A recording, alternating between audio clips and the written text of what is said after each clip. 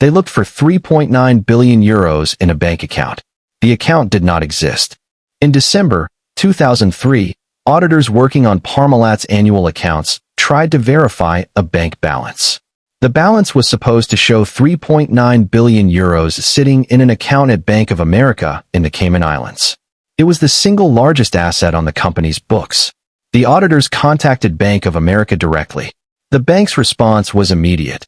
The account did not exist. No record, no relationship, nothing. Within days, investigators discovered that the missing 3.9 billion euros was not an isolated discrepancy. It was the surface of a fraud that had been growing for over a decade, eventually reaching 14 billion euros. This is the story of Callisto Tanzi, the man who turned Europe's most trusted dairy brand into the continent's biggest financial lie. To understand Parmalat, you need to understand what Callisto Tanzi built, and how deeply Italy trusted it. Tanzi was born in Collecchio, a small town in the Parma region of northern Italy, in 1938. His family ran a small food business, and in 1961, at just 22 years old, he took it over and transformed it into something far more ambitious. He recognized early that ultra-high temperature processing, the technology that allows milk to be stored unrefrigerated for months, was going to change how dairy products were sold and distributed across Europe. He built Parmalat around this insight, and it proved to be exactly right. By the 1970s, Parmalat was the dominant dairy brand in Italy. By the 1980s, it had expanded across Europe. By the 1990s, it was a global company with operations in over 30 countries, selling milk, fruit juice, yogurt, and dairy products to hundreds of millions of consumers. The iconic red and white Parmalat carton became one of the most recognized food packaging symbols in Europe. In Italy, Parmalat was not just a company. It was an institution, as familiar and trusted as the postal service. Tanzi was celebrated as one of Italy's great industrialists.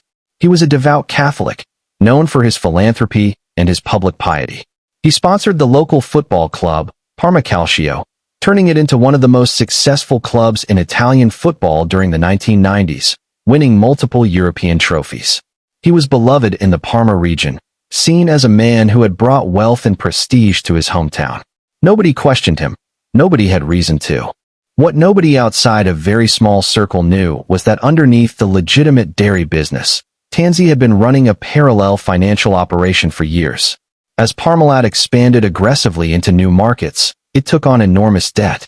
Rather than disclose the true scale of that debt to investors and regulators, Tanzi and a small group of trusted executives began fabricating the company's accounts. They created fictitious assets to offset the real liabilities.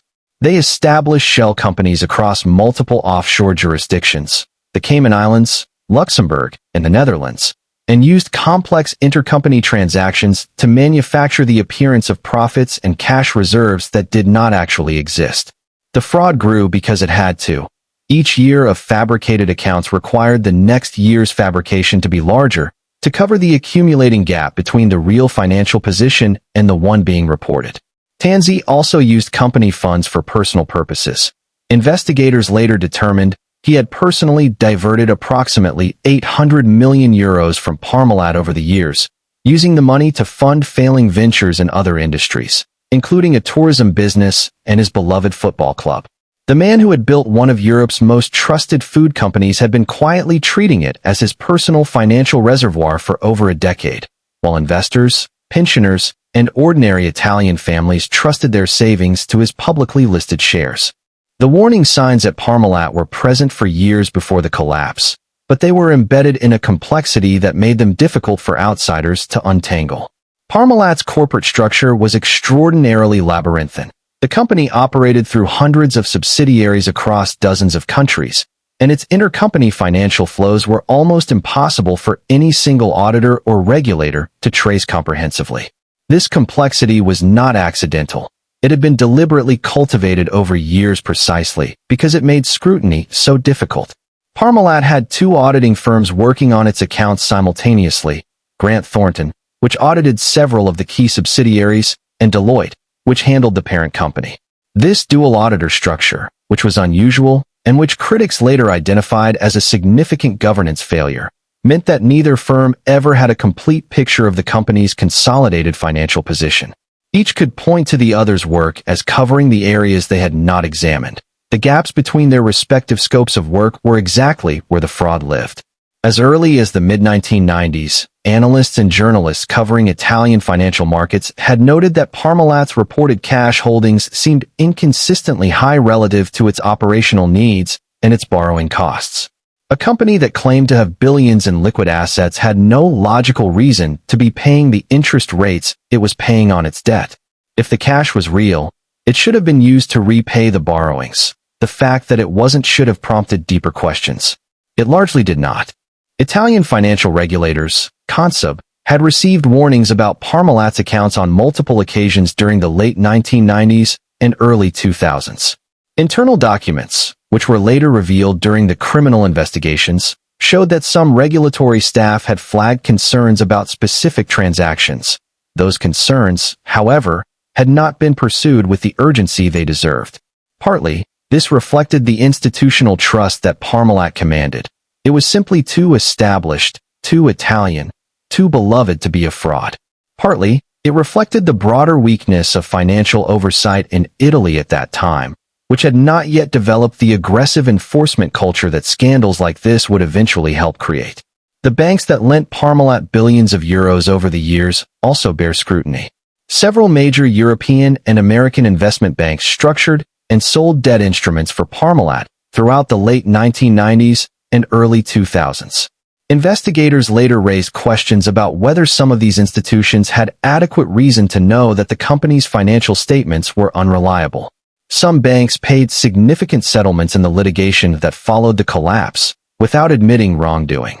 The pattern was consistent with every other major fraud we have covered on this channel. The people and institutions positioned to catch it had professional and financial incentives not to look too closely, and the system rewarded them for looking away until the moment it could no longer be sustained. Here's what most people never learn about this case.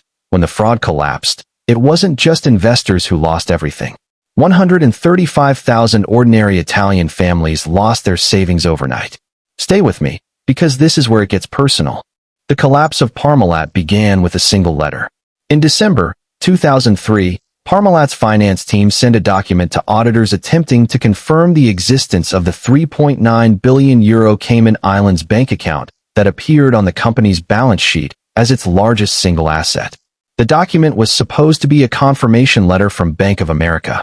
Within days, Bank of America confirmed to Italian authorities that the letter was a forgery. The account it described did not exist and had never existed. The signature on the letter was fabricated. When this information became public on December 19, 2003, the reaction was immediate and catastrophic. Parmalat's stock, which had been trading as a legitimate publicly listed company, collapsed. Trading was suspended. Italian financial authorities launched an emergency investigation. Within 48 hours, it became clear that the missing €3.9 billion was not the full extent of the problem. As investigators began working through the company's complex subsidiary structure, the true scale of the hole in the balance sheet began to emerge. By the time a complete picture was assembled, the total discrepancy between what Parmalat had reported and what actually existed was approximately €14 billion, making it the largest accounting fraud in European corporate history at that time. Callisto Tanzi resigned as chairman and chief executive on December 27, 2003. 8 days later, on January 4, 2004, he was arrested at Milan's Linate Airport as he attempted to travel. He was taken into custody and charged with fraud, false accounting, and market manipulation. In subsequent interviews with investigators, Tanzi made admissions that stunned even the prosecutors handling the case. He acknowledged that he had known about the fraud for years. He acknowledged that he had personally diverted hundreds of millions of euros from the company for his own purposes. And in what became one of the most quoted moments of the entire case, he told investigators that the decision to falsify accounts had been made little by little, one small deception at a time, over years, until the lie had become so enormous that there was no longer any way to stop it. The human cost was staggering. Approximately 135,000 retail investors in Italy had purchased Parmalat bonds, many of them on the recommendation of the same banks that had structured those instruments. These were not sophisticated institutional investors. They were pensioners, small savers, and ordinary families who had been told by their bank managers that Parmalat bonds were a safe, reliable income investment. Overnight, those bonds became worthless. The life savings of tens of thousands of Italian families disappeared in the same week before Christmas. The timing made the collapse feel even more cruel. Families who had believed they were financially secure going into the holiday season discovered, within days, that the security they thought they had was built entirely on a lie. The criminal proceedings against Callisto Tanzi and his co-defendants moved through the Italian court system over several years. In 2010, Tanzi was convicted of market manipulation and sentenced to 18 years in prison. Subsequent appeals reduced the sentence somewhat. However, he remained convicted and subject to imprisonment. He also faced civil claims from investors and creditors seeking compensation for the losses they had suffered. The total amount of civil claims filed against him and other defendants ran into tens of billions of euros, far exceeding any realistic prospect of recovery from personal assets. Parmalat itself did not disappear. Italy's government moved quickly in early 2004 to place the company under extraordinary administration, a legal process that allowed the business to continue operating while its debts were restructured and its governance was reformed. This was a deliberate decision driven by the recognition that Parmalat employed tens of thousands of people across Italy, and that an immediate liquidation would destroy livelihoods and damage the Italian food industry at a scale the government was not prepared to allow. Under new management, the core dairy business proved to be genuinely viable. The fraud had been a financial overlay on top of a real company that made real products that people actually bought. Stripped of its fabricated accounting, Parmalat's underlying operations were restructured and eventually relisted on the Milan Stock Exchange in 2005. In 2011, the French dairy giant Lactalis acquired Parmalat, taking it private and integrating it into one of the world's largest dairy conglomerates. Parmalat products remain on supermarket shelves across Europe to this day. The banks that had sold Parmalat bonds to retail investors faced years of litigation. Several major institutions, including Citigroup, paid significant settlements to investors who had suffered losses after being sold bonds that the banks had allegedly known, or should have known, were backed by fraudulent financial statements. The total amount paid out in these settlements across various jurisdictions ran into hundreds of millions of euros. However, it fell far short of compensating investors for the full scale of their losses. Callisto Tanzi died in January 2022 in a hospital in Parma, the city his family had built their empire in, at the age of 83. He had spent years dealing with health problems and had largely faded from public view, a convicted fraudster rather than the celebrated industrialist he had once been. He died before serving the full term of his sentence, having spent portions of it under house arrest due to his deteriorating health. The Parmalat scandal was a turning point for Italian financial regulation. The result was clear: growth in regulatory oversight.